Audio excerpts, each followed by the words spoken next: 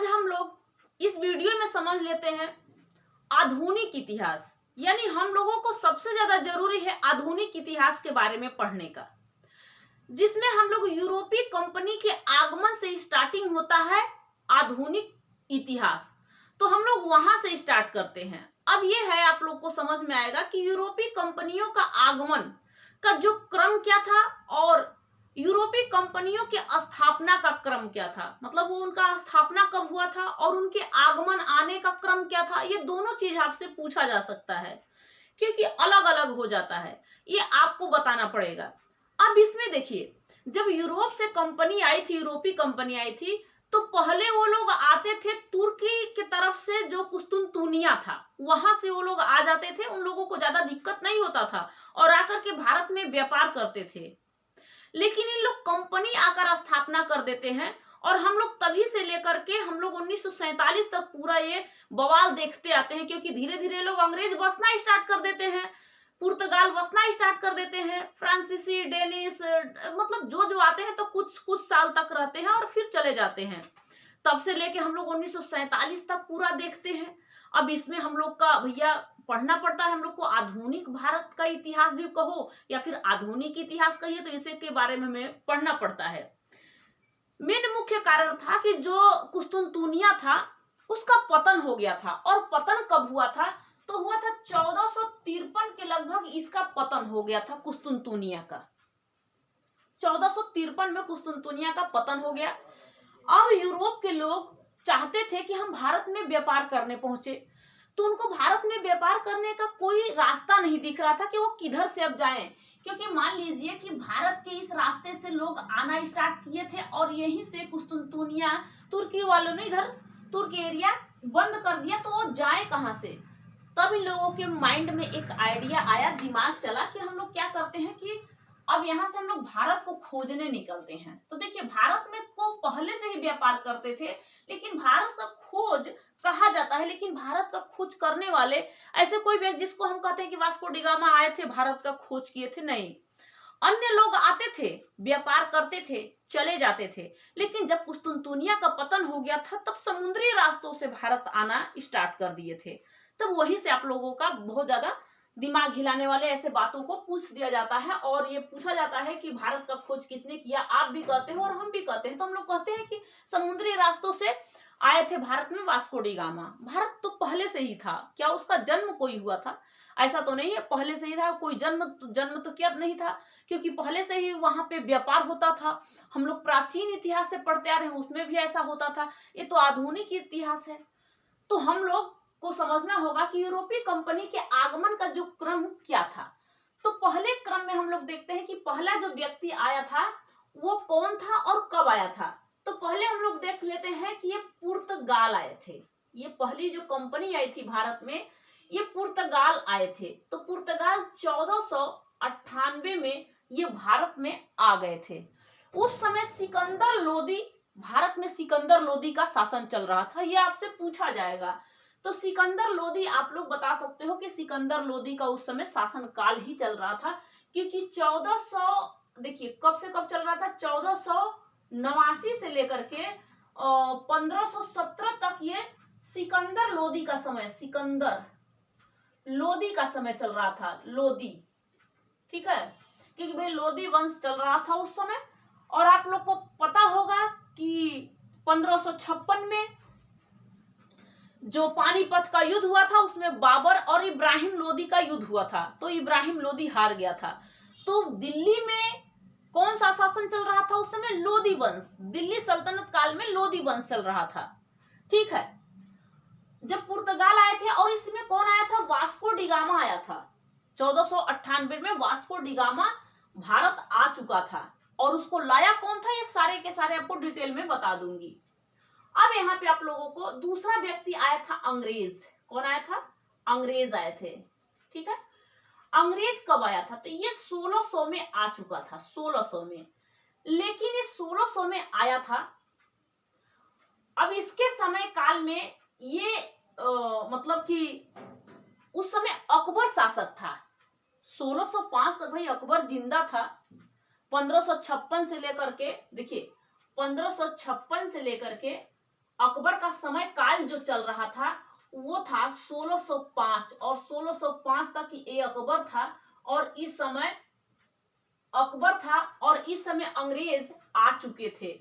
तो 1600 में अंग्रेज आए थे और 1608 में अपने कंपनियों का स्थापना करते हैं। मत सोचना पहले से ये आ चुके थे, लेकिन कंपनियों का स्थापना ये बाद में किए थे। अब देखिए, अब आगे बढ़ते हैं। इसके बाद डच आया था। डच कब आया था? तो 1602 में आया था। कब आया था? 1602 में। इस समय भी 1556 से लेकर के हम लोग 1605 तक कहेंगे किसका समय काल था? तो अकबर का समय काल चल रहा था। किसका समय काल चल रहा था? अकबर का समय काल चल रहा था जब डच आए थे। तो अकबर, क्योंकि 1602 में तो आए थे डच। अब आते हैं डेनिस। कौन है? डेनिस। जब ये डेनिस आए थे तो ये 1616 में आए थे।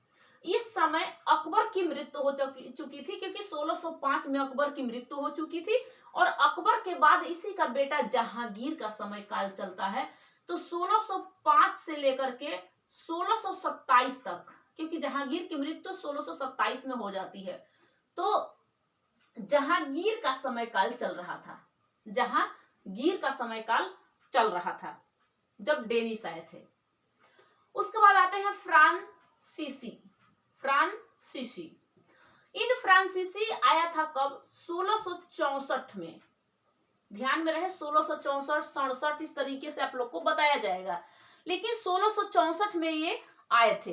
तो 1600 कब से? 1658 से लेकर के 1707 तक चलता है औरंगजेब का समय काल। अब इसी औरंगजेब के समय काल में ये फ्रांसीसी आया था। अब ये तो आने का क्रम था। क्या था? आने का क्रम था। लेकिन ये आने का क्रम आप लोगों ने देख लिया, लेकिन आपसे पूछा अगर जाएगा कि स्थापना, यूरोपीय कंपनी का स्थापना अगर पूछा जाएगा, स्थापना, ये आप लोग अच्छे से लिखना। स्थापना का अगर समय काल आप लोग से पूछा जाएगा तो आपको बताना होगा। देखिए कैसे। अब आप लोग पुर्तगाल के विषय में देखिए, तो पहला कंपनी पुर्तगाल था, और ये अपने आगमन का यहाँ पे तो होगा। देखिए यहाँ पे पुर्तगाल आए और 1658 में आते हैं, लेकिन अपनी पहली कंपनी का स्थापना ये 1503 में करते हैं। 1503 में करते हैं, क्योंकि भाई कोई आएगा तो तुरंत तो वो नहीं करने लगेगा कि आओ हम जल्दी जल्दी काम कर लेते हैं, इस तरीके से नहीं।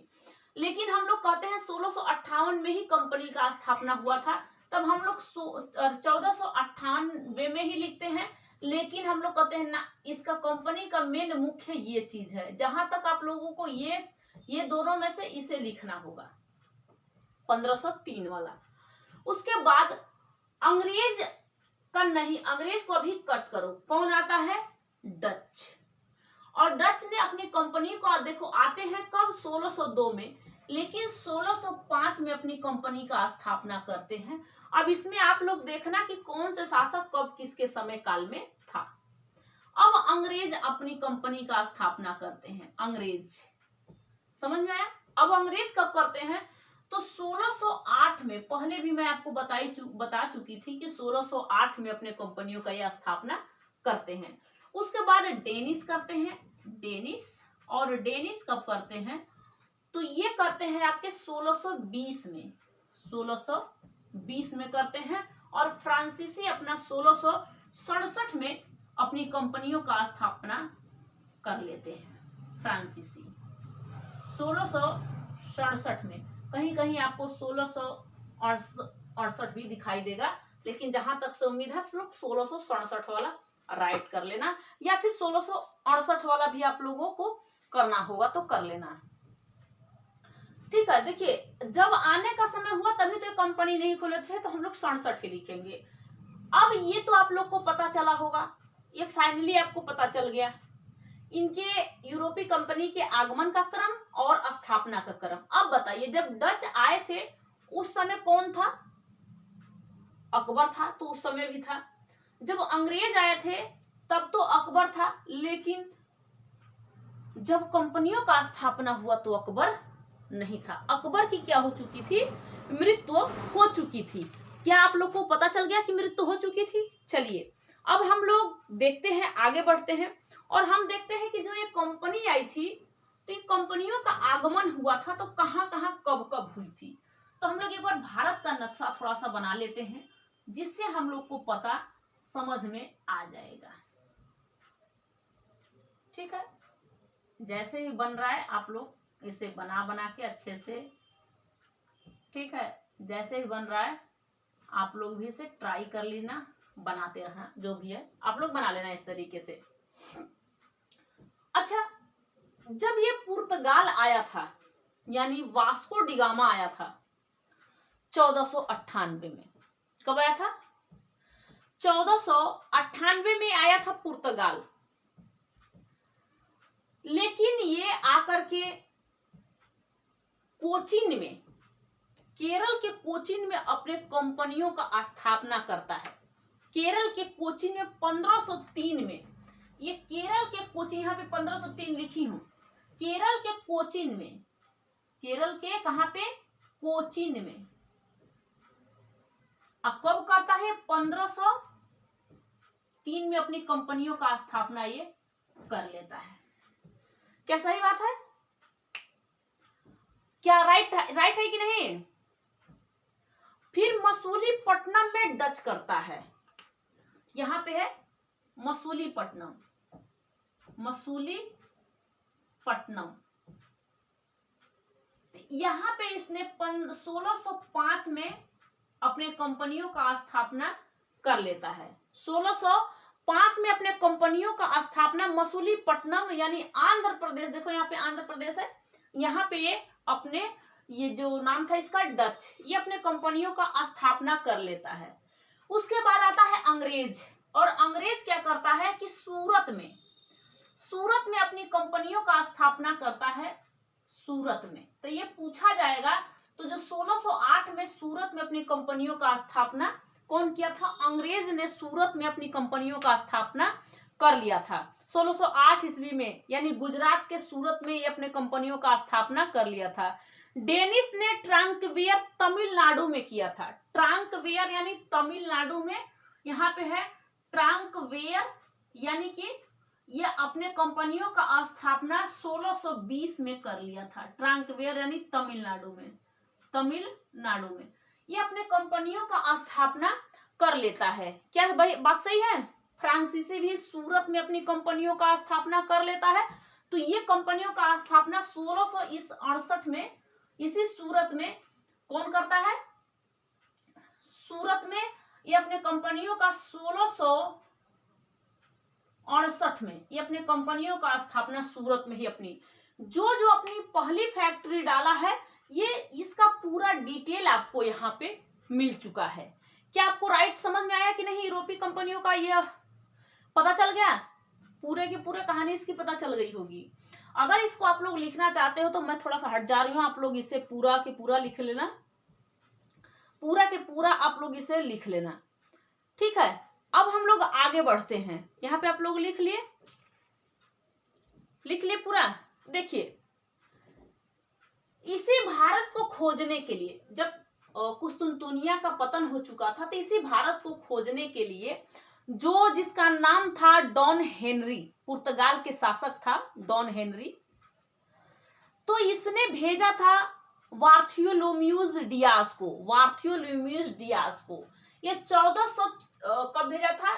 1487 में जब इसको भेजा, तो ये बंदा ऐसा था कि जब ये निकला था वहां से खोजने के लिए, इस भारत का खोज करने के लिए, तो यहाँ पे उसे दिखाई दे दिया, ठीक है।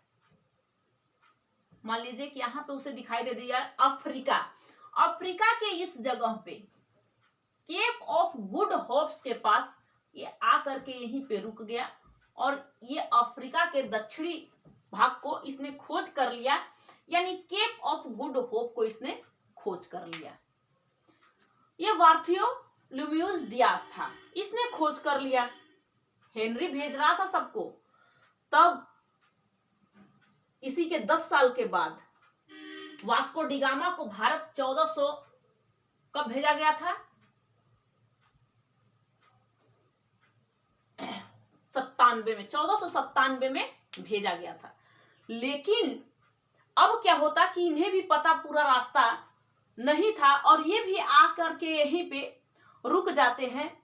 तो इसे केप ऑफ गुड होप्स के पास ये भी रुक जाते हैं। केप ऑफ गुड के पास ये भी आकर के रुक जाते हैं। अब सोचा जाता है कि अब बताओ कि वास्को डिगामा भारत पहुंचे तो पहुंचे कैसे? यहीं पे एक गुजराती व्यापारी था, इसी दक्षिण अफ्रीका में अपना व्यापार करने के लिए पहुंचा था। एक गुजराती व्यापारी था, उस गुजराती व्यापारी का नाम था अब्दुल मजीद। क्या नाम था? अब्दुल मजीद। और अब्दुल मजीद लेकर के भारत पहुंचते हैं। इसे लेकर के यहाँ पे भारत बना दे रही हूं, भारत पहुंचते हैं और इसे लेकर के यहां तक पहुंच जाते हैं और केरल के कोचीन में मतलब यहाँ पे एक कालीकट पे, केरल के कालीकट बंदरगाह तक ले जाकर के पहुंचा देते हैं और जमोरीन जो राजा रहते हैं इनका बहुत स्वागत करते हैं। तो ये आपसे पूछा जाएगा कि दक्षिण अफ्रीका में वो गुजराती व्यापारी कौन था जिसने वास्को डिगामा को ले जाकर के भारत का रास्ता दिखा दिया था? कौन था? तो अब्दुल मजीद था, जिसने ले जाकर के यहां से इनको सॉरी यहां तक बैठा दिया और इनको रास्ता दिखा दिया कि चलो चलो यहीं। और यहाँ पे भैया उस समय राजा थे जमोरीन, और जमोरीन ने जम करके स्वागत इनका किया। कौन थे? जमोरीन। और जमोरीन ने इनको बहुत जम करके स्वागत किया और मसाले का व्यापार करने के लिए इन्हें दे दिया कि भैया आप मसाले का व्यापार करिए। और ये मसाला बहुत ज्यादा ले करके अब पहुंच जाते हैं कहां पे?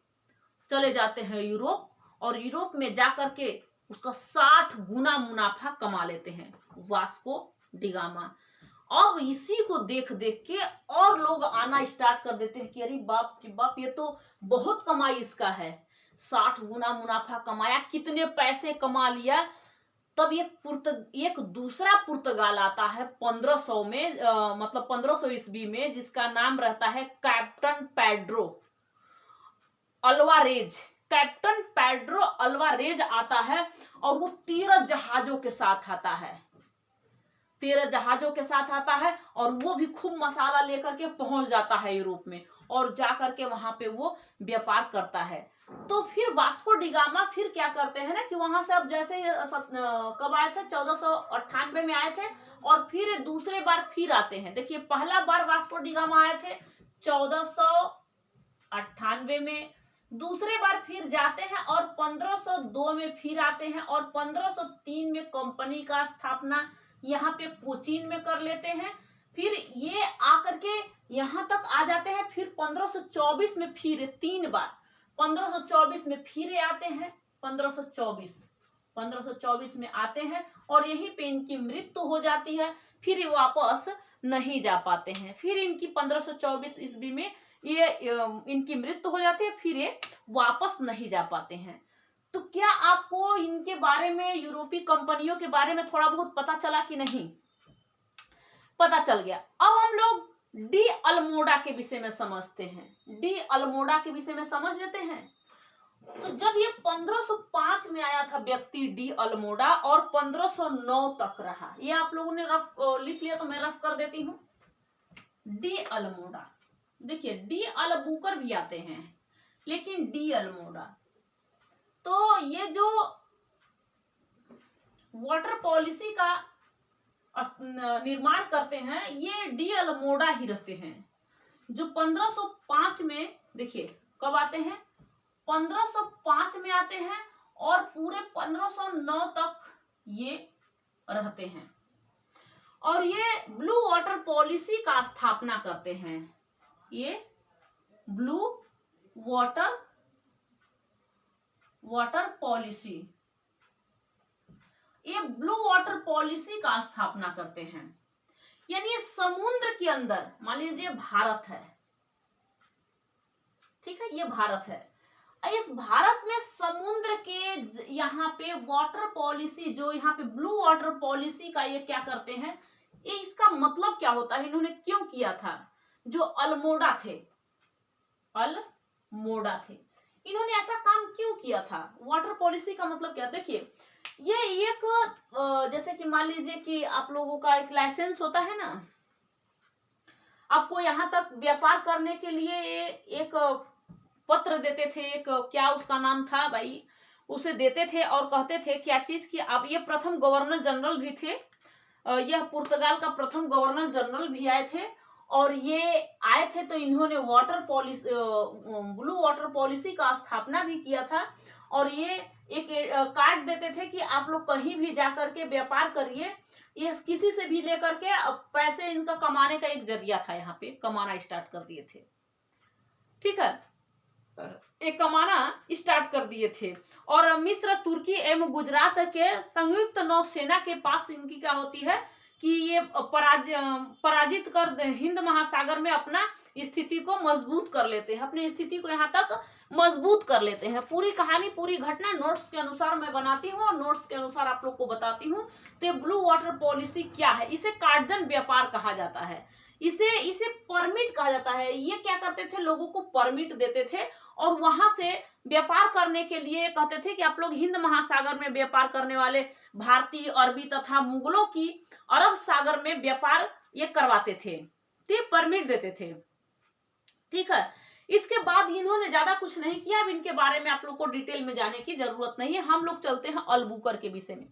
अल्बुकर, अल्मोड़ा के विषय में आप लोगों को ज्यादा कुछ जानकारी नहीं चाहिए, लेकिन अल्बुकर के विषय में थोड़ा सा आप लोग जान जाइए। अल्बुकर पढ़ाने के बाद आप लोग को यहीं तक समाप्त कर दूंगी, नहीं तो और आगे बहुत ज्यादा पढ़ाना आप लोग को इसी में पड़ेगा, क्योंकि मैं धीरे धीरे क्लासेस करवाती रहूंगी आप लोगों का। तो हम लोग देख लेते हैं किसके विषय में, अल्बुकर के विषय में, जो कि आप आया था 1509 से लेकर के ये 1515 तक लगभग रहता है ये। ठीक है, 1509 से लेकर के 1515 तक रहता है। ये रहता है अल्बुकर। अल्बुकर कौन रहता है? इसका नाम क्या रहता है? अल्बुकर। ये भारत में पुर्तगाली शक्ति का वास्तविक संस्थापक था। ये भारत में पुर्तगाली शक्ति का वास्तविक संस्थापक आया, इसे माना जाता है। ये 1510 ईस्वी में उसने गोवा को वाजीपुर के शासक आदिशाह से छीना था। इसने आकर के गोवा पर ही हमला कर दिया था और आदिशाह से बीजापुर के शासक जो थे इनसे छीन लिया था गोवा को। और गोवा देखो, राजधानी जो है गोवा, ये तो बाद में दूसरा कोई बनाया था, इसको राजधानी बनाया गया था। लेकिन 1538 के लगभग इसको नूनो ने बनाया था, इसको राजधानी बना दिया था। तो ये स्वतंत्र गोवा बना दिया था पूरा। 1961